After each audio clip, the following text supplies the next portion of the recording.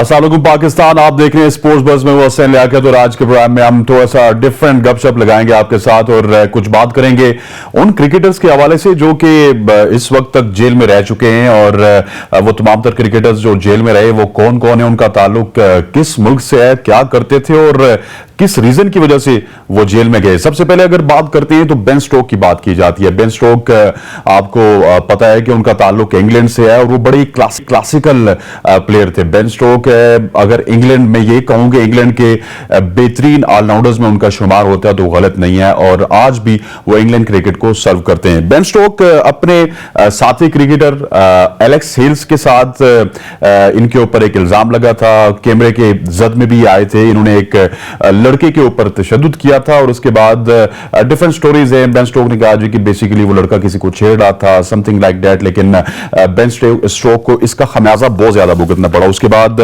Straight away Asians, जो कि Asians को वर्ल्ड कप की हैसियत हासिल है इंग्लैंड और ऑस्ट्रेलिया के जो मैचेस होते हैं स्पेशली टेस्ट मैचेस, और एशियंस में इनको हाथ धोना पड़े, अपनी वाइस कैप्टनसी से हाथ धोना पड़े और इवेंचुअली काफी अरसा तक इंग्लैंड की टीम से बाहर रहे। बेन स्टोक की जब वापसी हुई तो उसके बाद धुआंधार वापसी की इन्होंने क्रिकेट में और फिर 2019 का वर्ल्ड कप इंग्लैंड को जितवाया। और आजकल बेन स्टोक आपको पता है कि इंग्लैंड की टीम की टेस्ट की कैप्टनसी कर रहे हैं और बिल्कुल बदल के रख दिया है बेन स्टोक ने इंग्लैंड टेस्ट टीम को। जिस तरह का उनका अपना जारे मिजाज था उसी तरह की टेस्ट टीम की तरफ जो है ये इंग्लैंड को लेके जा रहे हैं। इसके अलावा दूसरे क्रिकेटर हैं मकाई एंटोनी। मकाई एंटोनी का ताल्लुक साउथ अफ्रीका से था। मकाई एंटोनी आपको पता होगा कि बड़े फास्ट गेंदबाज थे और इनकी गेंदबाजी के हवाले से ये बताया जाता है कि साउथ अफ्रीका ने जो है वो जितने भी फास्ट बॉलर्स प्रोड्यूस किए हैं उनमें मकाई एंटोनी का जिक्र करना लाजमी होता है। ये इन्वॉल्व थे एक और सेक्सुअल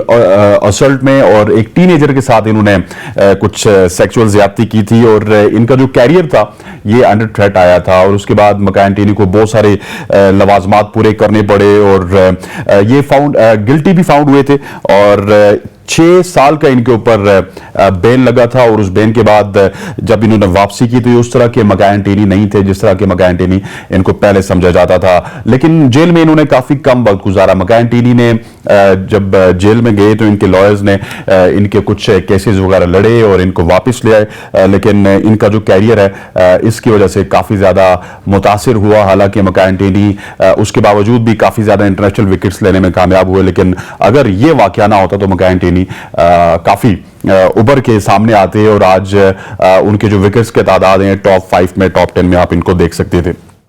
अब बात करते हैं इंडिया के कमेंटेटर हैं, इंडिया के क्रिकेटर हैं, इंडिया के एमपी हैं नवजोत सिंह सिद्धू।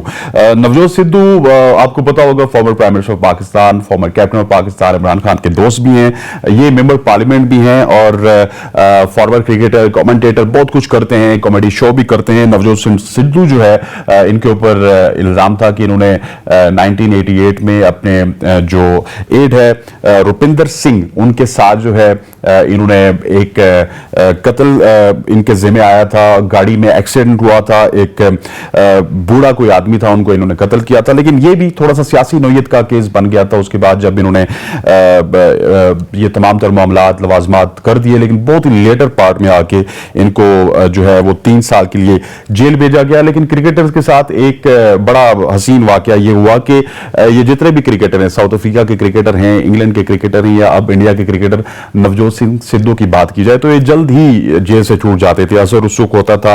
आपको पता है कि इंडिया में और पाकिस्तान में तो असर रसूख ज्यादा चलता है, लेकिन बाहर की कंट्रीज में नहीं चलता। लेकिन एक दिन बाद बेन स्टोक भी बाहर आ चुके थे अपना वर्जन बता के।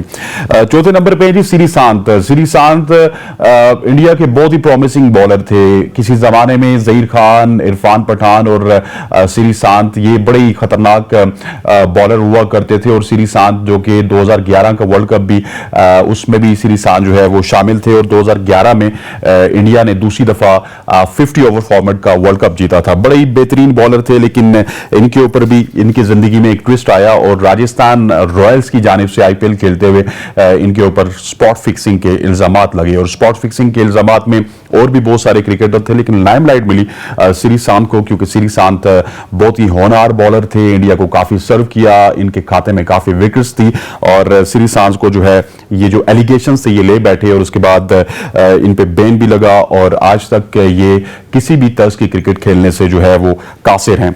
और इसके बाद अगर हम बात करते हैं तो एक और इंडियन क्रिकेटर हैं विनोद कांबली। विनोद कांबली को शोहरत उस वक्त मिली जब उन्होंने सचिन रमेश तेंदुलकर के साथ ओपनिंग की और सचिन रमेश तेंदुलकर के साथ ओपनिंग करके लाइमलाइट में आए और उसके बाद विनोद कांबली जो है इनका इंडिया के लिए काफी ज्यादा रन्स हैं, काफी ज्यादा सर्व किया, लेफ्ट हैंडेड बैट्समैन थे, बड़ी खूबसूरत शॉट्स लगाते थे और सचिन तेंदुलकर के साथ ओपनिंग करते थे। लेकिन फिर इनकी जो मेड है उन्होंने इल्जाम लगाया इनके घर जो काम करने वाली थी कि जब भी इनसे तनख्वाह मांगी जाती है, इनसे जो है वो तनख्वाह का जिक्र किया जाता है तो ये और इनकी जो वाइफ है वो मुझ पे तशद्दुद करते हैं। इनके ऊपर भी असल के मुकदमात हुए और ये फिर जेल में भी गए, जेल की सलाखों के पीछे गए, लेकिन इनको बड़े काम आए सचिन रमेश तेंदुलकर। उनके दोस्त भी थे, ओपनिंग बल्लेबाज भी थे और उन्होंने जाके फिर इनकी बचत करवाई थी। और सचिन रमेश तेंदुलकर ने बेसिकली मुद्दा ये उठाया था कि जो इनकी मेड है उनको शायद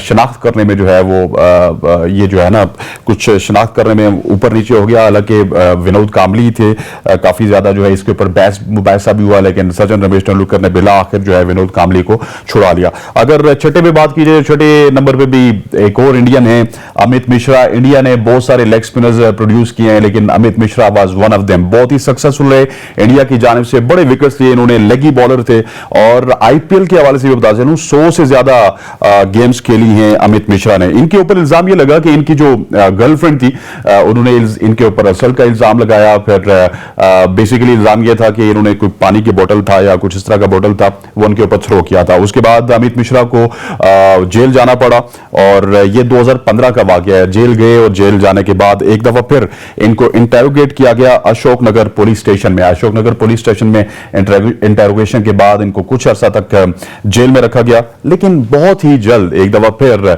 कुछ इनके क्रिकेटर्स, कुछ इनके ताल्लुकात इनके काम आए और इनको छुड़ा लिया गया और ये भी बहुत ही जल्द जेल की सलाखों से बाहर आ गए। अब जिक्र करते हैं उस कहानी का जिस कहानी को सुन के आपके अभी भी रोंगटे खड़े होंगे और ये वो कहानी है जो कि पाकिस्तान का कोई भी शख्स सुनने को तैयार नहीं है। मैं बात कर रहा हूं मोहम्मद आसिफ और सलमान बट की। ये वाकया है 2010 का, जब Salman but Pakistan cricket team के कप्तान थे और उनके साथ साथ मोहम्मद आसिफ और मोहम्मद आमिर इस तमाम तर केस में शामिल हुए थे। मोहम्मद आसिफ और मोहम्मद आमिर की सजाओं में भी थोड़ा सा डिफरेंट था, लेकिन बेसिक जो एक्यूज किया गया था वो सलमान बट को किया गया था। तमाम तर इंटरोगेशन के बाद पता ही चला था कि पाकिस्तान के साबिक कप्तान सलमान बट इन तमाम तर मामलात में इन्वॉल्व थे। उन्होंने ही यहां पर मोहम्मद आमिर को भी उकसाया, मोहम्मद आसिफ को भी उकसाया और ये वो वक्त था जब पाकिस्तान की जो क्रिकेट है वो बिल्कुल पीक पे हुआ करती थी। पाकिस्तान के पास मोहम्मद आमिर की तरह के 17 साल के बॉलर मौजूद थे जो कि उस वक्त उनको वसीम अकरम के साथ तशबीह दी जाती थी। साथ मोहम्मद आसिफ जिनको ग्लेन मैग्रा से तशबीह दी जाती थी और बाज क्रिकेट के पंडित ये कहते हैं कि मोहम्मद आसिफ जो है वो ग्लेन मैग्रा से भी ज्यादा जो है वो स्विंग करते थे, सीम करते थे। और Salman Butt one of the most stylish batter Pakistan ever produce, one of the most smart captain Pakistan ever produce. लेकिन सलमान बट की गलती सबको ले डूबी। सलमान बट, मोहम्मद आसिफ और मोहम्मद आमिर ये तीनों जो है स्पॉट फिक्सिंग का शिकार हुए। इंडियन ब्रिटिश स्पोर्ट्स जर्नलिस्ट ने ये स्टोरी ब्रेक की और उसके बाद जो है ये तमाम तर लोग जो है वो मजहर मुजीद नामी एक बुकी थे, उनको भी जो है इसमें इन्वॉल्व किया गया और ये तमाम तर लोग जो है फिर कोई जेल गए, कुछ किस तरह हुआ। लेकिन मोहम्मद आमिर के साथ जो है थोड़ा सा मामला कम हुआ। उनकी सजा भी 6 महीने रही, 6 महीने तक वो जेल में रहे, फिर 5 साल तमाम तर्ज की क्रिकेट से वो बैन रहे मोहम्मद आमिर। और उसके बाद जब वापसी हुई तो वो फिर वापस पाकिस्तान टीम में जगह बनाने में कामयाब हो गए। फिर 2017-18 के आखिर में जब आके इन्होंने क्रिकेट का आगाज किया तो चैंपियंस ट्रॉफी आपको याद होगी, चैंपियंस ट्रॉफी में इन्होंने जो है वो पाकिस्तान के लिए 2 बड़ी अहम विकेट लिए थे, विराट कोहली और रोहित शर्मा का। लेकिन ये एक ड्राउना ख्वाब था मोहम्मद आसिफ, सलमान बट और मोहम्मद आमिर का पाकिस्तान क्रिकेट के लिए। और पाकिस्तान की क्रिकेट आज तक जो है ये तमाम तर चीजें भुगत रही है। अगर यहां पे ये इंसिडेंट ना होता, ये वाकया ना होता, तो यकीनी तौर पर पाकिस्तान क्रिकेट जो है किसी और डगर की जानिब जाती। आज मोहम्मद आमिर, मोहम्मद आसिफ के पास शायद सैकड़ों विकेटें होती और पाकिस्तान को अभी भी सर्व कर रहे होते, लेकिन ये वाकया हुआ और उसके बाद जो है इनकी सजाएं भी भुगती। 2013 में आई थिंक मोहम्मद आसिफ ने भी मान लिया था, आजकल वो अमेरिका में मौजूद हैं। सलमान बट्स कुछ लीक्स करवा रहे हैं, मोहम्मद आमिर तगदो कर रहे हैं कि किसी तरह टीम में वापस आया जाए और किसी तरह जो है वो पाकिस्तान की नुमाइंदगी की जाए, जो कि पिछले 1-1.5 साल से टीम से बाहर हैं। अब बात करते हैं एक और गिरफ्तारी की, अब बात करते हैं इमरान खान की, जो कि आजकल जुबान ज़द-ए-आम है। इमरान खान को चंद दिन पहले गिरफ्तार किया गया। पाकिस्तान क्रिकेट लेजेंड थे, one of the most successful captain Pakistan ever produce. Imran Khan was the captain जिन्होंने 1992 में पाकिस्तान को वर्ल्ड कप जितवाया और पाकिस्तान आज तक उसके बाद वर्ल्ड कप नहीं जीत सका। फिर इमरान खान की प्रोडक्ट्स की बात की जाए तो इन की प्रोडक्ट्स में बहुत ही लेजेंडरी क्रिकेटर्स हैं, वकार यूनुस, वसीम अकरम, मुश्ताक अहमद, सईद अनवर, सकलेन मुश्ताक और इस तरह के सैकड़ों क्रिकेटर्स, सैकड़ों अगर ना भी कहें तो दर्जनों क्रिकेटर्स ऐसे हैं जो कि इमरान खान के दौर में उनका डेब्यू हुआ और उसके बाद इन तमाम तर क्रिकेटर्स ने पाकिस्तान को सर्व किया। इमरान खान खुद भी बतौर कप्तान इनकी कप्तानी कर चुके हैं और इन सब प्लेयर्स के साथ इमरान खान ने 92 का वर्ल्ड कप जीता था। इसके बाद सोशल सेक्टर की बात की जाए तो Namal university is one of them, जो कि इमरान खान के क्रेडिट्स में जाती है। नमल यूनिवर्सिटी के बाद शौकत खानम कैंसर हॉस्पिटल, वो भी इनके क्रेडिट में जाता है, जहां पे आज भी जो मुतवसत तबका है उसके कैंसर का इलाज जो है वो फ्री होता है। फिर पॉलिटिकल कैरियर की बात की जाए तो 1996 में इमरान खान ने पाकिस्तान तहरीक इंसाफ बनाई। स्टार्ट में काफी ज्यादा स्ट्रगल का सामना करना पड़ा, कोई चंद छोटे छोटे जत्थे इमरान खान के साथ थे, लेकिन उसके बाद इनको लाइमलाइट मिली 2010 में। इमरान खान 2010 में पाकिस्तान में पॉपुलर लीडर थे और उसके बाद इनकी पॉपुलैरिटी में दिन ब दिन इजाफा होता गया और फिर 8 साल बाद 2018 में इमरान खान पहली दफा इस मुल्क के वज़ीर आज़म बने और ये वाहिद क्रिकेटर हैं जो कि पाकिस्तान के वज़ीर आज़म भी बने और ये वाहिद क्रिकेटर हैं जिन्होंने पाकिस्तान को वर्ल्ड कप भी जितवाया। 2018 में जब ये वज़ीर आज़म बने तो उसके बाद इन्होंने तकरीबन 3.25 साल तक पाकिस्तान की प्राइम मिनिस्टरशिप की और उसके बाद जब इनको उतारा गया तो फिर सैकड़ों मुकदमात थे। खैर वो हमारा सेटअप नहीं है, सियासी चीजें हैं, उनको हम डिस्कस नहीं करना चाहेंगे, लेकिन कल जो है वो उनको गिरफ्तार किया गया और इनकी गिरफ्तारी के हवाले से बहुत ज्यादा मुजम्मतें भी आई हैं, तो वो भी हम आपको जो है वो दिखाएंगे कि कौन कौन से क्रिकेटर ने क्या कुछ कहा है। सबसे पहले वसीम अकरम जो कि प्रोडक्ट थे इमरान खान की, वसीम अकरम इनके बारे में कहते हैं कि आप एक आदमी हैं लेकिन आपके पीछे जो है लाखों लोगों की ताकत है। You are one man but you have the strength of millions, stay strong. Skipper मतलब स्किपर को कह रहे हैं, कप्तान को कह रहे हैं कि थोड़ा सा स्ट्रॉन्ग रहें, वसीम अकरम कह रहे हैं। और क्यों ना कहें, वसीम अकरम जो है उन्हीं की प्रोडक्ट हैं, आज भी उनको स्किपर मानते हैं और मानना भी चाहिए। और ये गोल्डन एरा था जब वसीम अकरम, इमरान खान और वकार यूनुस, उसके बाद जब इमरान खान गए तो फिर शोएब अख्तर ने इस पार्टी को ज्वाइन किया। अब वकार यूनुस की बात करते हैं। वकार यूनुस 2Ws जो कि कप्तान की प्रोडक्ट थे, राइट बिहाइंड यू स्किपर, हम आपके पीछे खड़े हैं, नाइंसाफी बिला आखिर आजादी को जन्म देती है, injustice at the end produces independence, more power to you. Waqar भी पीछे नहीं रहे, उन्होंने भी वसीम अकरम की तरह जो है कप्तान का साथ दिया और वकार ने कहा जी कि आए अपने लीडर और आजादी की हिफाजत करें।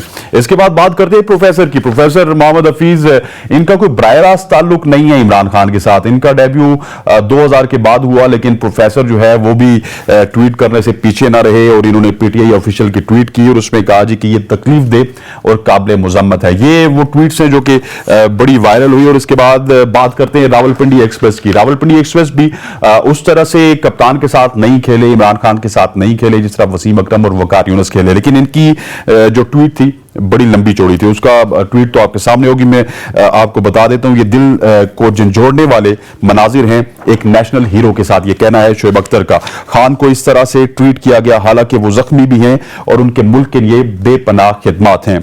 हम किस तरफ जा रहे हैं, ये शोएब अख्तर का कहना है। और नेशनल हीरो के लिए कोई तो रिस्पेक्ट शो करें। ये जो तमाम तर मामला थे ये क्रिकेट के हलकों में हुए और शोएब अख्तर, वसीम अकरम, मोहम्मद हफीज और भी बहुत सारे क्रिकेटर्स ने इस हवाले से जो है वो ट्वीट्स की हैं। तो ये तमाम तर क्रिकेटर्स से जिनके लिए जो है मैंने तो बताया, जिनको जो है वो जेल की सलाखों के पीछे रखा गया, और इनमें आज जो है वो इमरान खान भी शामिल हैं। हम उम्मीद करते हैं आपको हमारा ये सेगमेंट जरूर पसंद आया होगा। यहाँ पर वक्त हुआ चाहता है एक छोटी सी ब्रेक का। ब्रेक के बाद वापस आते हैं तो मेहमान भी हमारे साथ मौजूद होंगे और कुछ और टॉपिक्स पर डिस्कशन को कंटिन्यू रखते हैं। Stay with us. Welcome back ji. Program के इस हिस्से में बात करेंगे उन 8 टीमों के हवाले से जो कि क्वालिफाई कर चुकी हैं भारत में होने वाले वर्ल्ड कप के लिए, 50 ओवर का वर्ल्ड कप जो कि इसी साल भारत में होगा। उसमें कौन कौन सी 8 टीमें शिरकत करेंगी। 8वीं टीम का थोड़ा सा मुश्किल लग रहा था, लेकिन आयरलैंड जो है वो बदकिस्मती से क्वालिफाई नहीं कर सका। आयरलैंड और बांग्लादेश के दरमियान ओडीआई सीरीज थी जिन के 3 मैचेस होने थे, और तीनों मैचेस अगर आयरलैंड जीता तो आयरलैंड क्वालिफाई कर जाता। लेकिन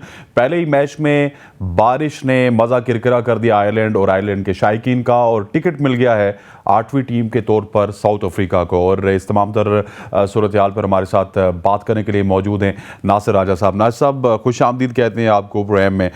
ये जो टिकट मिला है साउथ अफ्रीका को, इसको आप किस तरह देखते हैं? आयरलैंड में बड़ी खुशी की लहर थी कि हम किसी ना किसी तरह से बांग्लादेश को बीट करने में कामयाब होंगे और अपना स्पॉट जो है वो वर्ल्ड कप में कंफर्म करेंगे, लेकिन अनफॉर्चुनेटली ऐसा हुआ नहीं। असनैन साहब, पहले तो आपका बहुत शुक्रिया अपने मकबूल प्रोग्राम में बुलाने का, मैं बहुत मशकूर हूँ। और दूसरी बात जो आपने की कि साउथ अफ्रीका ने क्वालिफाई कर लिया, आयरलैंड की टीम बाहर चली गई है। अच्छा, आयरलैंड की टीम और हॉलैंड की, ये 2 टीमें मैं ऐसी समझता हूँ कि जो वैसे तो क्वालिफाई करके आती है लेकिन बड़ी ख़तरनाक टीम है। ये किसी को भी किसी वक्त ना, जो हमारे पंजाबी में कहते हैं ना, गिट्टों से पढ़ सकती हैं, ये इस तरीके से पढ़ सकती हैं। और लेकिन इसमें आपको पता है कि ये जो वाइट बॉल की है ना, दोनों इसके जो फॉर्मेट हैं, ये किसी वक्त किसी भी टीम को जो है खुशहाल कर सकते हैं और ज़लील भी कर सकते हैं। तो इसमें बारिश का भी है।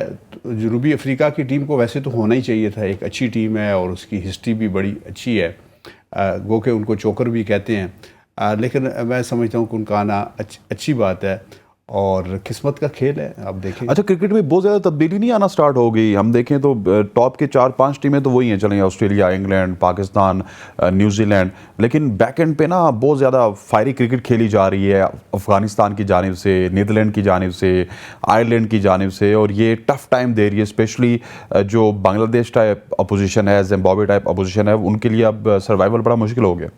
देखिए, अफगानिस्तान के तो बाय बर्थ जो है फाइटर लोग हैं, उनकी ख़मीर में एक ऐसी मिट्टी है कि वो फाइटर लोग हैं। और आपने देखा कि वो पाकिस्तान को भी बड़ी मुश्किल और टफ टाइम देते हैं।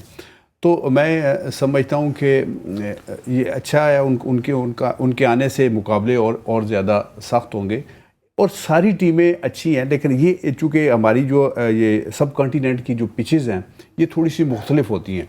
यहाँ आके जो दूसरी टीमें हैं, जो यूरोपियन है या ऑस्ट्रेलिया की टीम है, उनको आके खेलना ज़रा थोड़ा उनके लिए मुश्किल होता है। और मैं समझता हूँ कि इंडिया इसमें डोमिनेट कर सकती है, पाकिस्तान डोमिनेट कर सकती है। सब ये बताएं कि सबसे पहले डोमिनेशन की तरफ तो हम चलेंगे, लेकिन 2 टीम्स ऐसी हैं जिन्होंने क्वालिफाई नहीं किया, श्रीलंका और वेस्ट इंडीज। आपको ये सुन के हैरानगी होगी, हमारे नाजरीन को भी ये सुन के हैरानगी होगी कि श्रीलंका जो कि 1996 का वर्ल्ड कप जीती है, वेस्ट इंडीज जो कि 92 से पहले तो टीम ही एक होती थी, वेस्ट इंडीज काली आंधी उसको कहा जाता था। क्या वजह है कि श्रीलंका और वेस्ट इंडीज क्वालिफाई नहीं कर पाए? अच्छा, मेरे ख्याल है इसमें प्लेयर्स से ज़्यादा ना प्लानिंग करने वालों का कसूर होता है कि जब उनकी टीम अच्छी चल रही होती है ना, तो वो अच्छा प्लान नहीं कर रहे होते। वो पीछे एक जो दूसरी एक लेयर होती है ना, उसको भूल चुके होते हैं और वो उसी पे रिलाई कर रहे होते हैं कि जनाब ये वाला पहलवान, ये वाला बैटर, ये वाला बॉलर हमारा बहुत अच्छा है। तो अब हमारी लक ये है, और इंडिया की भी कह लें कि इनकी जो लीग है ना, ये बड़ी स्ट्रांग हो गई है और उस लीग की वजह से हर खिलाड़ी को चांस मिलता है। वो जो खाली ख्वाब ही देख रहा होता है, कोई खुदा ना खास्ता ज़ख्मी हो या कोई ऐसी बात हो, तो उसको चांस मिलता है।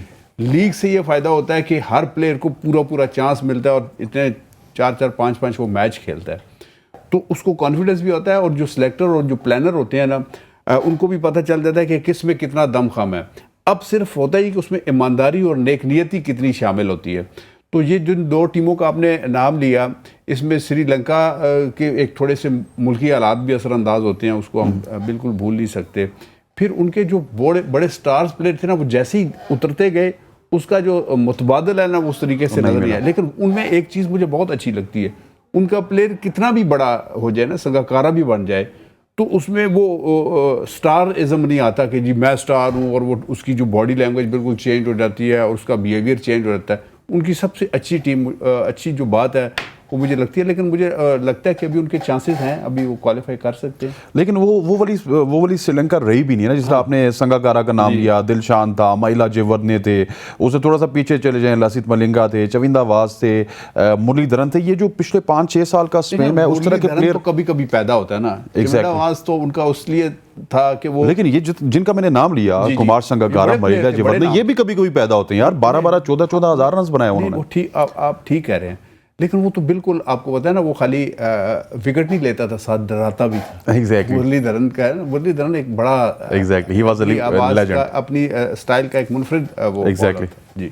अच्छा, ये बताएं कि वेस्ट इंडीज का क्या, कहाँ पे खराबी हुई? वेस्ट इंडीज भी बहुत अच्छी अच्छा, टीम वेस्ट थी। इंडीज की तो मैं समझता हूँ कि उनकी दो वजूहत हैं।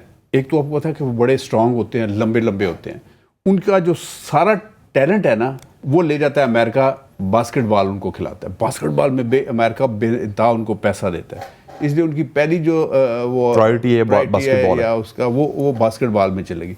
फिर जो दूसरा स्टफ बचता है जो होता है, उसमें भी वो फिर कोई इधर से लिया, कोई उधर से लिया, मुख्तलिफ आइलैंड है जी हाँ, उनके। बारबुडोस से लिया, हाँ, कोई कहाँ से लिया, तो वो कैरेबियन फिर से लिया। वो उसकी टीम बन, लेकिन वो मैंने देखा है कि जान तो वो मारते हैं, लेकिन वो एंजॉय करते हैं अपने, वो उस खेल को, इस टीम अपने ऊपर सवार नहीं करते। जैसे हम परेशान हो जाते हैं, तमाशाई भी बाहर परेशान बैठे हैं, खिलाड़ी भी अंदर अजीब से हालत हो रही होती है जब हम थोड़ा सा प्रेशर में होते हैं। मैंने उनको ये देखा है कि वो हंस रहे होते हैं, एंजॉय कर रहे होते हैं, खेल रहे होते हैं, और उन्होंने ही सिखाया कि जो ये जो celebration, jubilation, something like that. लेकिन वेस्ट इंडीज की cricket, I think league cricket ने इसको बहुत डिस्टर्ब किया। लीग्स की वजह से वेस्ट इंडियन प्लेयर कभी इंडियन प्रीमियर लीग में होते हैं, कभी पाकिस्तान सुपर लीग में होते हैं, कभी अपनी CPL खेल रहे होते हैं, तो वो उनकी जो अपनी क्रिकेट है वो खत्म होती जा रही है। असनान जी, आपने बहुत अच्छी बात की है। जो खिलाड़ी होता है ना, उसकी सबसे बड़ी जो पहली जो उसकी प्रायोरिटी होती है ना, वो होता है उसकी प्यास कि मुझे कहीं खेलने का, अच्छी क्रिकेट खेलने का मौका मिले। तो जब अपने मुल्क की तरफ से खेलता है तो वो उसको ज़ाहिर अच्छा मौका मिलता है। लेकिन अब जो लीग आ गई है, उसने उनकी प्यास को ख़त्म कर दिया है। उनकी उस चीज़ को जो चाहत थी ना कि यार हम फ़लाँ ग्राउंड में खेलें, फ़लाँ में भी जाएं, फ़लाँ के ख़िलाफ़ खेलें, फ़लाँ को बॉल कराएं, फ़लाँ के सामने हम उसका सामना करें, वो प्यास थोड़ी सी कम हो गई है। दूसरी बात होती है पैसा, कि पैसा यार इसमें बहुत। और तीसरी बात होती है अपने मुल्क के लिए आप जब खेलते हैं ना, अब हो गई है आपकी जो ये सीक्वेंस है ना, तीसरे नंबर पे आ गया, चला गया। वो भी वो इसलिए खेलते हैं कि ताकि हम मेन स्ट्रीम में रहें। जब अपने मुल्क से खेलेंगे तो तब दूसरी ब्रांड वैल्यू बरकरार रहेगी, ब्रांड वैल्यू तब हमारी वो बनेगी। तो मैं ये समझता हूँ कि ये इस सीक्वेंस ने ना थोड़ा सा तो भी खिलाड़ी के उसको जो जज्बा होता है ना, उसको डगमगा दिया। अच्छा, अगर वर्ल्ड कप की 8 टीमों की बात की जाए, न्यूजीलैंड वहाँ पे मौजूद है, पाकिस्तान वहाँ पे मौजूद है, ऑस्ट्रेलिया वहाँ पे मौजूद है, इंडिया है, बांग्लादेश है, साउथ अफ्रीका है और अफगानिस्तान है। इन टीमों में आप क्या समझते हैं कि इंडियन कंडीशंस में कौन सी टीम ज़्यादा टफ टाइम देगी वर्ल्ड कप में? मैं तो समझता हूँ कि इंडिया खुद है और पाकिस्तान भी है।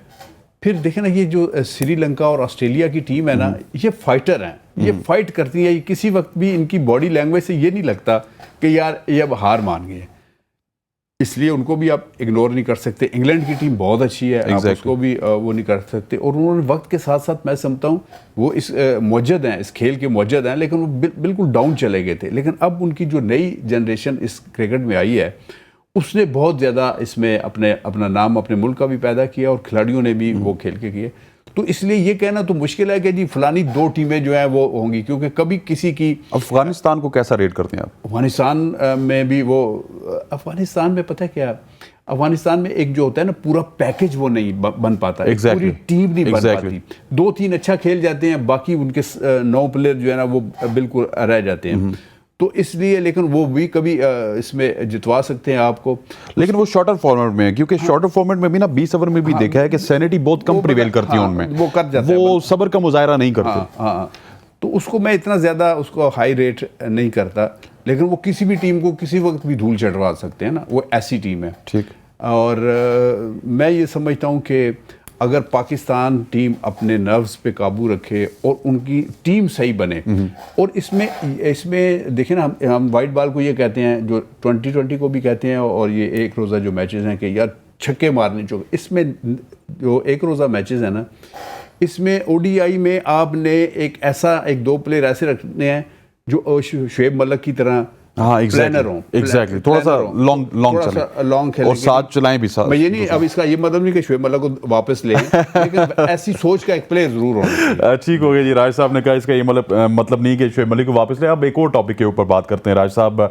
बांग्लादेश और श्रीलंकन बोर्ड ने भी एशिया कप के हवाले से अब खबर ये आ रही है कि उन्होंने हाइब्रिड मॉडल को मुस्तरद कर दिया, और जो हाइब्रिड मॉडल को मुस्तरद किया वो इस वजह से किया कि यूएई में बहुत ज़्यादा गर्मी है और इस वजह से वो यूएई में खेल नहीं सकते, लेकिन बेसिकली ये इंडिया की जुबान बोल रहे हैं। राज साहब ये बताइएगा कि एशिया कप में एक दफ़ा फिर पाकिस्तान क्रिकेट की जो डिप्लोमेसी है वो हमें फेल होती हुई नजर आ रही है। असल में ये आईसीसी जो है ना, उसको ऐसी एक मरतबा सबको बिठा के ना कुछ ऐसे रूल्स बनाने चाहिए जिससे कोई बाहर निकल ना सके।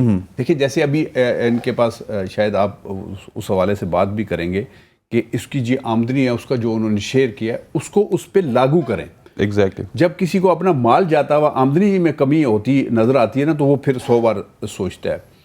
तो आपको पता है कि उनके पास बड़ा हथियार है इंडिया वालों के पास, आईपीएल, जिसका सारे शिकार हो गए हैं। जो मैंने आपको पहले कहा ना, सीक्वेंस चेंज हो गया है। उसमें माल का जो सीक्वेंस है वो बहुत अहम है। आप भले खेलें ना खेलें, बाहर आप बेंच पे बैठे रहें, आप वहाँ पे अच्छा स्कोर करें कई मरतबा, उस साल तो आपको आपका घर जो है ना वो दाने अच्छे हो जाते हैं, करोड़ों रुपए मिलते हैं। हाँ, तो इसलिए वो जो आईपीएल की जो रंगो रोशनी है उससे वो उस नूर से ना वो महरूम नहीं होना चाहते, तो वो उनकी बातों में आ जाते हैं। फिर वो ऑफिशियल्स जो होते हैं, एक तो प्लेयर होता है ना, एक ऑफिशियल्स होते हैं, अंपायर्स होते हैं, कोई थर्ड अंपायर होता है, किसी को वैसे एज ए अपना गेस्ट बुला लेते हैं। 5 स्टार होटलों की जो चकाचौंध रोशनियाँ होती हैं, जो उसके फ्लोर्स होते हैं, जो उसके वो बंदे को हिला के रख देते हैं। तो ये सारी चीज़ें तो इसी वजह से श्रीलंका और बांग्लादेश भी मुकर गए। तो कोई शक वाली बात नहीं। तो लेकिन ये हॉट वेदर, हमने इसी हॉट वेदर में इंग्लैंड से टेस्ट सीरीज खेली है, इसी हॉट वेदर में पाकिस्तान ने पिछले 10 साल वहाँ पे क्रिकेट खेली है। प्रोफेशनल क्रिकेटर को या उनके बोर्ड को ये बहाना बनाना नहीं चाहिए। तो 12 महीने का खेल है, एग्जैक्टली ठीक है, लेकिन इसका भी हल है। कई ऐसे मुल्क हैं जो आपको दावत देते हैं कि आप हमारे मुल्क में खेलें जहाँ पे मौसम बड़ा मोतदिल रहता है। मलेशिया में है, इंग्लैंड में है, श्रीलंका में है, श्रीलंका में जाके खेल सकते हैं। लेकिन ये फिर देखें ना, फिर वो ये कहना फिर सही नहीं लगता कि जी एशिया कप हमने फ़लाँ मुल्क को दे दिया है और या वर्ल्ड कप हमने फ़लाँ मुल्क को दे दिया है। जब टीमें नखरे करें तो मैं इसलिए कहता हूँ कि ये आईसीसी की या एशियन क्रिकेट की ये जिम्मेदारी है कि वो ऐसे अपने कवानीन बनाए कि जिससे जो बाहर आए उसको या तो फिर कोई जुर्माना देना पड़े। इस तरीके से बहानेबाजी से वो पाकिस्तान को शायद नुकसान नहीं पहुंचा रहे, वो क्रिकेट को नुकसान। पाकिस्तान क्रिकेट की क्या जिम्मेदारी है यहाँ पे? पाकिस्तान क्रिकेट की जिम्मेदारी ये है कि ये, मैंने शायद पिछले प्रोग्राम में भी ये बात की थी कि ये देखें कि हमारी अपनी क्रिकेट की क्या, हम उनकी बातों में आके या उनकी बात ना मान के अपना नुकसान तो नहीं कर रहे। वो तो हमें कोशिश करते हैं कि ये किस तरीके से नाराज़ होके परे होके बैठ जाएं, ये किसी तरीके से नाराज़ होके कहीं हम वर्ल्ड कप भी नहीं खेलते। तो हम अफोर्ड नहीं कर सकते, शायद वो टीमें अफोर्ड कर सकती हैं क्योंकि उनका ब्लॉक बन गया एक। तो इसमें सारी चीज़ें होती हैं, वोटिंग सिस्टम होता है, कौन किसके साथ खड़ा है। पहले तो आपको अपनी जो सफारतकारी है ना क्रिकेट के हवाले से, उसको बहुत बेहतर बनाने की ज़रूरत है। और इसीलिए मैं कहता हूँ कि जब आपके बोर्ड में कोई भी चेयरमैन हो, चाहे वो रमीज़ राजा हो, चाहे वो सेठी साहब हो, चाहे कोई तीसरा बंदा हो, उसको इस तरीके से जलील करके निकालना जो है ना, वो आपके बोर्ड को बहुत नीचे ले जाता है। आपने अपने, वो हमारे एक दोस्त हैं, वो कहते हैं कि मेरी माँ मुझे जब भी बुलाती थी तो साहब साथ लगाती थी। तो मैं उसे कहता, माँ तुम मुझे इस तरह क्यों नहीं बुलाती? तो वो कहती थी, बेटा अगर हम तुम्हारी इज्जत नहीं करेंगे तो बाहर तुम्हारी कौन इज्जत करेगा। तो मैं ये इसलिए ये समझता हूँ कि आप अपनी इज्जत पहले खुद बनाएं। एक कानून जो है ना वो सबकी इज्जत बनाना है, कानून पे अमल करें। ये नहीं कि अब आप उधर बैठे हैं तो कल मैं आऊँ तो आप। ये ड्रामा पीसीबी इस वजह से भी नहीं कर रही कि बस फेस सेविंग के लिए कर रही है। उनको पता है कि होना वही है जो इंडिया चाहेगा, होना वही है जो एसीसी चाहेगी। एसीसी में वही चीफ बैठे हुए जो इंडियन बोर्ड के भी चीफ हैं, बीसीसीआई के भी चीफ हैं, जय शाह वहाँ पे बैठे हुए हैं। तो जब होना वही है तो मेरा ख्याल है सिर्फ फेस सेविंग के लिए तमाम तर चीज़ें की जा रही है पीसीबी की जानिब से। मैं समझता हूँ कि सेठी साहब खुद भी एक अच्छे जर्नलिस्ट हैं, नाम वाली शख्सियत हैं, लेकिन एक दो हमारे जो ब्रांड है ना उनको इस्तेमाल करना चाहिए। शुएब मलिक को इस्तेमाल करना चाहिए, शाहिद खान अफरीदी को करना चाहिए, और ये हमारे जो इंजमामुल वसीम अकरम हैं, वसीम अकरम हैं, वकार यूनुस हैं। ये जाके ना इन चीजों को एक सफारतकारी करें एग्जैक्टली और और जाके वहां उनसे- से गंगोली आए, हाँ, सचिन उनसे बात तेंदुलकर आए, करें, बहुत उनसे- जबरदस्त रहा है। उनसे बात करें कि यार ये क्या हम क्रिकेट को नुकसान देना चाहते हैं? Exactly. जब दुनिया की बेहतरीन टीमें जो आपसे ज्यादा वो एहसास करती हैं किसी भी सिक्योरिटी का, या वो ज्यादा मोहतात होती हैं, अगर वो आके खेल जाती हैं तो आप क्यों क्रिकेट को नुकसान पहुंचाना एग्जैक्टली चाहते हैं? और ऐसा इतने बुरे हालात कभी भी नहीं थे। आपने देखा होगा पाकिस्तान और इंडिया ने बहुत क्रिकेट खेली है आपस में, स्पेशली ओडीआई की बात कीजिए या टेस्ट क्रिकेट की बात कीजिए। ये तो मामला जो है पिछले 10-12 साल से, स्पेशली जब से मोदी सरकार आई है तब से ये मामला बने हुए, नहीं तो क्रिकेट चलती रहती थी। अब तो कहीं ना कहीं वर्ल्ड कप में मुकाबला होता है और उसका नुकसान इंडिया को हुआ कि अब वर्ल्ड कप में वो हमारे खिलाफ, पहले उनका अनबीटन रिकॉर्ड था, वर्ल्ड कप में वो शिकस्त खा रहे हैं। अच्छा, इंडिया को जो थोड़ी सी परेशानी लाहक होती है ना, जो मैं अमूमन ये बात करता हूँ कि वो क्रिकेट हारने से ना उस दिन उनकी, जो पंजाबी में कहते हैं ना, नदी माँ ही मर गई है, तो वो वैसा होता है। ऐसी स्पोर्ट्स में ऐसी बात करनी नहीं चाहिए, लेकिन उस दिन वैसा होता है। और दूसरा एलिमेंट ये है कि वहाँ इंडिया में कई ऐसे लोग हैं जो पाकिस्तान के साथ होते हैं, वो उस दिन पाकिस्तान के झंडे लहरा रहे होते हैं, वो अंदर लड़ाइयाँ हो रही होती हैं, और फिर जब पाकिस्तान और इंडिया का मैच होता है ना, तो वो खाली इंडिया और पाकिस्तान के लिए दिलचस्पी का बायस नहीं होता, वो पूरी दुनिया में दिलचस्पी का बायस होती है। और ज़्यादातर जो आलमी शोहरत के क्रिकेटर हैं, वो जब ये कहते हैं कि पाकिस्तान की टीम ऐसी है, पाकिस्तान की टीम किसी को भी हरा सकती है, तो वो इसको जो है ना बहुत तकलीफ होती है इंडिया को कि यार हम इतना क्रिकेट के इतना खर्चा कर रहे हैं, हम इतना बड़ा ब्रांड बन रहे हैं, ये पाकिस्तान की क्यों बात करते हैं? तो वो आगे, मैं ये कहता हूँ, बार बार ये कहता हूँ कि उनकी टीम बुरी नहीं है। आईपीएल ने उनकी टीम को भी बड़ी जिला बख्शी है, और उनमें बहुत अच्छे अच्छे बॉलर भी हैं जो उनके पास खाल खाल होते थे। हम कपिल देव के बाद किसी का नाम ही नहीं आता था, मतलब आते थे औस दर्जे के वो थे। अब उनके पास अच्छे आ गए हैं, बॉलर भी अच्छे आ गए हैं, बैट्समैन उनके पास हमेशा अच्छे हुए हैं, लेकिन वो फिर भी डरते हैं। और राज साहब, आपका बहुत बहुत शुक्रिया जी, बड़ी फ्रूटफुल डिस्कशन रही राज साहब के साथ। अब अभी सरफराज अहमद का भी एक बयान आजकल चल रहा है, सरफराज अहमद काफ़ी वोकल हो चुके हैं कुछ मामलात को लेकर। हमने पिछले दिनों भी उनसे बात की थी, और सरफराज अहमद कहते हैं कि अगर पूरी दुनिया पाकिस्तान में आ सकती है तो भारत को क्या तकलीफ है, भारत भी आना चाहिए उसको भी, और बिला जवाब जो है वो पाकिस्तान का विजिट करने से कतरा रहा है। यहाँ पर वक्त हुआ चाहता है एक छोटी सी ब्रेक का, ब्रेक के बाद वापस आते हैं तो किसी और टॉपिक पे, एक इंटरेस्टिंग टॉपिक है, उस पर डिस्कशन करते हैं। वेलकम बैक टू शोर। प्रोग्राम के इस हिस्से में हम बात करेंगे, बहुत से टॉपिक्स हैं, लेकिन सम अप करेंगे। सबसे पहले तो अच्छी खबर यह है पाकिस्तान क्रिकेट टीम के लिए, पाकिस्तान क्रिकेट टीम के फैंस के लिए, कि हमने इंडिया को एक दफ़ा फिर आईसीसी ओडीआई रैंकिंग में पीछे छोड़ दिया। और जो ताज़ा तरीन रैंकिंग आईसीसी की जानिब से जारी की गई है, सालाना रैंकिंग है, और उसमें पाकिस्तान के पॉइंट्स इंडिया से ज़्यादा हैं, और पाकिस्तान जो है वो दूसरे नंबर पर पहुँचा है। पहले नंबर पर है ऑस्ट्रेलिया, दूसरे नंबर पर है पाकिस्तान, और तीसरे नंबर पर इंडिया है। सो हाल ही में जो हम हारे थे न्यूजीलैंड से, हम तीसरे नंबर पे पहुंच गए थे, लेकिन सालाना रैंकिंग हमारे लिए थोड़ी सी हौसला अफजा है। इसके बाद एक और टॉपिक है, उस पर बात करनी है। आईसीसी ने अपनी जो कमाई है उसके हवाले से भी तजवीज़ें लेना स्टार्ट कर दी हैं। आईसीसी तकरीबन $600 मिलियन तक अपनी कमाई को आगे जो है बोर्ड्स पे मुंतकिल करेगा, लेकिन सबसे ज़्यादा हिस्सा बनता है इंडिया का। इंडिया जो है वो तकरीबन 38.5% जो है वो हिस्सा इंडिया के नाम रहेगा, और ये अमाउंट की शक्ल में $230 मिलियन बनता है। इसके अलावा इंग्लैंड है, इंग्लैंड का जो सेकंड नंबर है, 6.89% इनको अपनी कमाई में से हिस्सा देगी आईसीसी, और ये बनता है $41 मिलियन। कहाँ पर $230 मिलियन, कहाँ पर $41 मिलियन।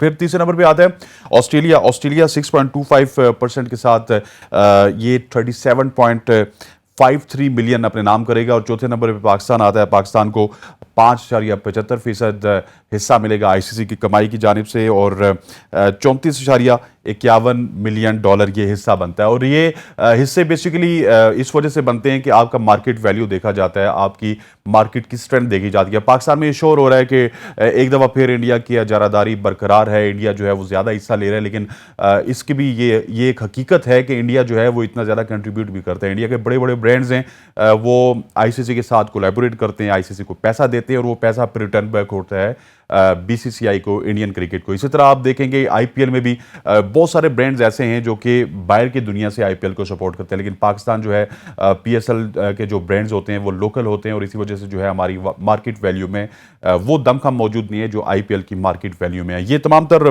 मामला जो है इस पे डिस्कशन के लिए हमारे साथ मौजूद हैं ज़ोएब इखलाक। ज़ोएब से सबसे पहले पूछते हैं कि ये जो मॉडल है आईसीसी का जो ये कमाई का मॉडल है ये किस तरह बनता है, थोड़ा सा आप भी ज़ोएब आगाह कीजिएगा कि ये जो आईसीसी पाकिस्तान को देता है, पाकिस्तान के साथ साथ ऑस्ट्रेलिया को देता है, इंडिया को देता है, बहुत से और ममालिक को देता है, तो ये इसकी यही ब्रांड वैल्यू के ऊपर ही होता है, मार्केट वैल्यू के ऊपर होता है ना?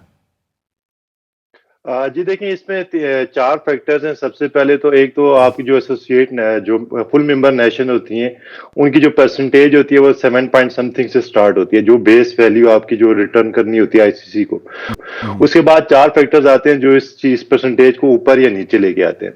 सबसे पहले आपकी जो टीम परफॉर्मेंसेज होती हैं, उसके बाद आपकी मेल और फीमेल दोनों आपकी दोनों टीम्स की परफॉर्मेंसेज होती हैं, उसके बाद डोमेस्टिक की आपकी परफॉर्मेंसेज होती हैं, उसके बाद पिछले 16 साल में आपकी जो परफॉर्मेंसेज हैं, और जो मेन फैक्टर जिसमें इंडिया ने सबको मात दी है वो है कमर्शियल वैल्यू, जिसमें इंडिया ने तमाम तर नेशंस को पीछे छोड़ के तकरीबन आप इंडिया, पाकिस्तान, इंग्लैंड और ऑस्ट्रेलिया की कलेक्टिव जो परसेंटेज उसका भी डबल है जो इंडिया आईसीसी से ले रहा है। उसमें जैसे आपने जिक्र किया कि इंडिया कंट्रीब्यूट भी बहुत ज्यादा करता है, उसमें आप अगर देखा जाए तो जो डिज्नी स्टार है सिर्फ उसने $3 बिलियन जो है वो आईसीसी के साथ पार्टनरशिप की है, उनको पे किए हैं नेक्स्ट 4 इयर्स के लिए, जो एक बहुत बड़ी अमाउंट है, जिससे आप अंदाजा लगा सकते हैं कि इंडिया का जो इस चीज पे इंस्टेंट है वो काफी अच्छा है। और इस पे जी बिल्कुल। और जो आप देखें कि जो जे शाह हैं, जो आज अब एफएनसीए हैं, जो इनके चेयरमैन हैं, उन्होंने ये जो है आईसीसी के साथ मिलकर ये मॉडल जो है प्रपोज किया है। और अगर देखा जाए तो अभी तो एक्सेप्ट तो नहीं हुआ, लेकिन इसमें देखें तो अगर एक्सेप्ट होता भी है तो इसमें थोड़ी बहुत हमें चेंजेस देखने को मिलेंगे। स्टिल इंडिया जो है वो अपर एंड पे स्टैंड करेगा। अच्छा, वो बहुत ज्यादा अपर एंड पे स्टैंड नहीं कर रहा। आप देखें 38.5% जो है वो इंडिया का शेयर है, ठीक है। उसके बाद 6.89% जो है वो इंग्लैंड का शेयर है, फिर पाकिस्तान का 5.75 है। अब इस रेशो के साथ ना आप देखें अफगानिस्तान और आयरलैंड की टीम का जो रेशो है वो 2.80 और 3.01 है, तो उस रेशो से बहुत ज्यादा दूसरी नेशंस कम नहीं है फिर? जी बिल्कुल, जैसे मैंने आपको बताया 4 पॉइंट्स पे डिपेंड करता है। जो कमर्शियल वैल्यू है वो सबसे ज्यादा है ना, इंडिया, क्योंकि जैसे मैंने आपको फिगर बताई है कि इंडियन मार्केट से जो है वो आईसीसी को 3.2 बिलियन जो है वो कंट्रीब्यूट कर रही है, जिसमें से सिर्फ $3 बिलियन जो है वो आपकी डिज्नी स्टार ने पे किए हैं नेक्स्ट 4 इयर्स के लिए। तो एक बहुत बड़ी अमाउंट है और जिसपे इंडिया को रिटर्न बनता भी है। देखें, आप पैसा लगाएंगे तो आपको रिटर्न तो मिलेगा। अब बाकी नेशंस के मुकाबले अगर आप 10 रुपए इन्वेस्ट कर रहे हैं और आप कहें कि आपको उसके बदले में एक बंदा जो 100 रुपए इन्वेस्ट कर रहा है उसके ज्यादा आपको मिल जाए, तो ऐसा पॉसिबल नहीं है। और उसके बाद जय शाह का आप इंसिडेंट देख सकते हैं कि उन्होंने काफी अच्छा इंडिया को इस दफा रिप्रेजेंट किया। 2017 में जब बिग 3 का मॉडल लेके आए थे, तो अब इस साल मुझे ये लग रहा है कि बिग 3 के बजाय अब सिर्फ एक one and only one man show होगा, वो इंडिया का होगा। लेकिन उसमें नुकसान भी होगा ना, क्योंकि बाकी बोर्ड्स फिर वो भी तो आईसीसी को कंट्रीब्यूट करते हैं कहीं ना कहीं, और आपको पता है कि जब बिग वन का शो होता है तो फिर बिग वन का शो अक्सर फ्लॉप भी हो जाता है। जी बिल्कुल, बिग वन का शो है, इससे मतलब ये है कि जो अमाउंट और जो अर्निंग का जो प्रोसेस है उसमें बिग वन आप कह सकते हैं। जो क्रिकेट की परफॉर्मेंसेज हैं और बाकी जो क्रिकेट के मामलात हैं उसमें आप ये नहीं कह सकते कि इंडिया ज्यादा पैसे लगा रहे तो नंबर 1 आ जाएगा। आप देखें रैंकिंग में भी पाकिस्तान से नीचे चला गया है, तो एक डिफरेंट सिनेरियो। लेकिन पैसों के और अर्निंग के मामले में जैसे इंडिया अपने दूसरी फील्ड्स में तरक्की कर रहा है, क्रिकेट बोर्ड भी ऑब्वियसली आईपीएल और इन सब चीजों के बाद वो बहुत हैवीली स्टैंड करता है, अपर हैंड है उनके तमाम बोर्ड से। ठीक हो गया। अच्छा ज़ोएब, अब बात करते हैं वर्ल्ड कप 2023 की, जो कि इंडिया में स्टार्ट होगा और इसका आगाज जो है वो 5 अक्टूबर से होगा। अब इंडियन मीडिया के मुताबिक कुछ ना कुछ इसके स्केड्यूल की तैयारियां मुकम्मल कर ली गई हैं और 10 टीमों के माबैन 48 मैचेस होंगे। पहला मैच जो है वो इंग्लैंड वर्सेस न्यूजीलैंड का खेला जाएगा। इंग्लैंड डिफेंडिंग चैंपियन है और न्यूजीलैंड जो है वो फाइनलिस्ट था आखिरी वर्ल्ड कप का। उसके बाद जो भारत का मैच है वो ऑस्ट्रेलिया के साथ है चेन्नई में, पहला मैच अहमदाबाद में। और पाकिस्तान को जो मैच रखा गया है वो आखिरी मतलब ये टूर्नामेंट खत्म तो नहीं, लेकिन जो इनिशियल स्टेज है वो खत्म हो जाएगी, पहला हफ्ता खत्म हो जाएगा और 13 अक्टूबर को पाकिस्तान वर्सेस इंडिया का मैच भी है। उससे पहले पाकिस्तान को जो मैच है वो 8 को है, लेकिन क्वालिफाइंग राउंड की टीम के साथ रखा गया है, तो कहीं ना कहीं पाकिस्तान को स्टार्ट में इजी मैच मिलने वाले हैं।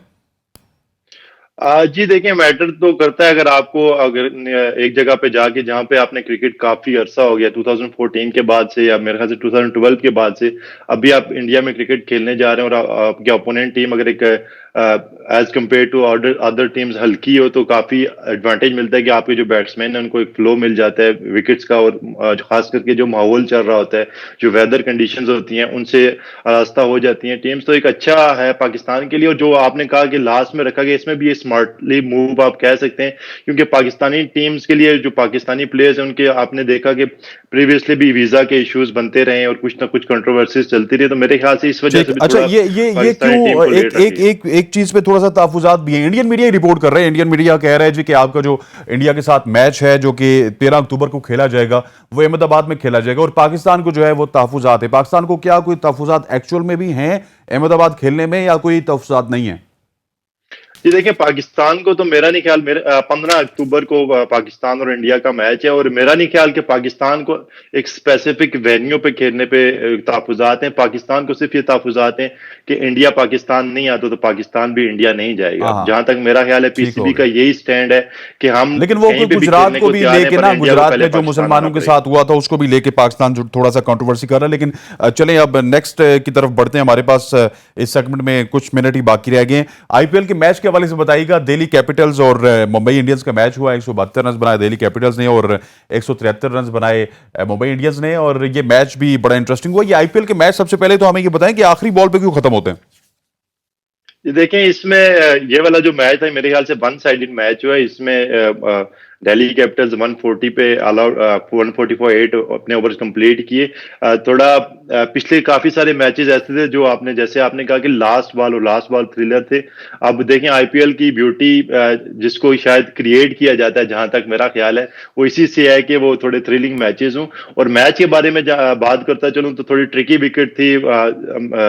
चेन्नई ने पहले बैटिंग करते हुए शुरू में अच्छा स्टार्ट लिया, पहले चेन्नई तीन चार सुपर ओवर। किंग्स, ठीक है, ठीक हो गया। चेन्नई ने पहले बैटिंग करते हुए शुरू में तो अच्छा स्टार्ट मिला, पहले 4-5 ओवर अच्छा नजर आए डेवन कॉनवॉय, और उनके साथ गेकवार्ड भी अच्छा बैटिंग कर रहे थे। उसके बाद जब रिटर्न पे जब दिल्ली कैपिटल्स ने थोड़ी बॉलिंग चेंजेस की, जब स्पिनर्स को लाया गया, तो काफी विकेट पे जो है बॉल फंस रहा था, विकेट थोड़ा स्लो था, और उसके बाद काफी अच्छा कमबैक कर लिया था। लेकिन एट दी एंड आप देखें तो महेंद्र सिंह धोनी और रविंद्र जडेजा ने छोटी छोटी इनिंग्स, आप स्कोर कार्ड देखें, चेन्नई सुपर किंग्स का कोई भी प्लेयर जो 30 से ऊपर नहीं गया, और तकरीबन 6 प्लेयर्स ऐसे थे जिन्होंने 20 प्लस स्कोर किया, और एक हेल्दी स्ट्राइक रेट था, जिसकी वजह से जो टीम का जो कलेक्टिव टोटल है वो काफी अच्छा बन गया था।